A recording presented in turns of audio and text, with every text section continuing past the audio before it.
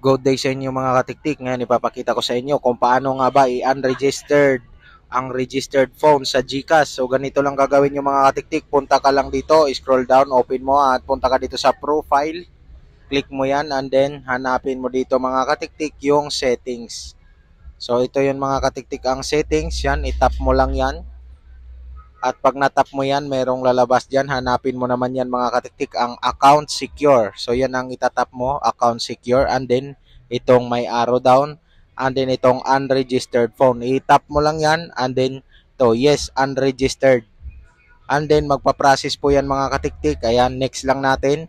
Tapos manghihingi yan ng identity. Siyempre, kailangan natin dito mga katiktik i-follow natin. Kailangan natin ng identity dito verification para ma-unregistered natin ang ating phone. So, i-follow mo lang.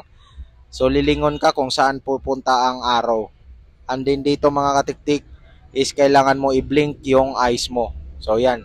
Yan, blink. And then kapag mag-success na yan mga katiktik, mag-processing na yan.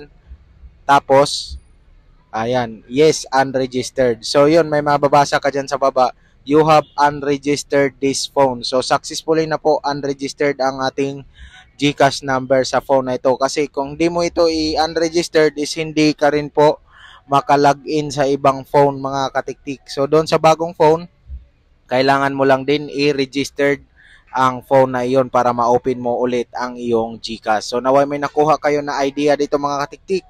Huwag kalimutan mag-like at syempre mag-subscribe ka na rin.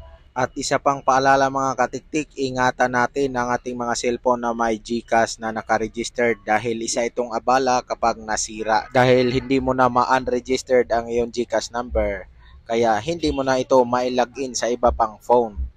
Ang tangi nyo na lang gawin is i-report ito mga katiktik sa GCash support.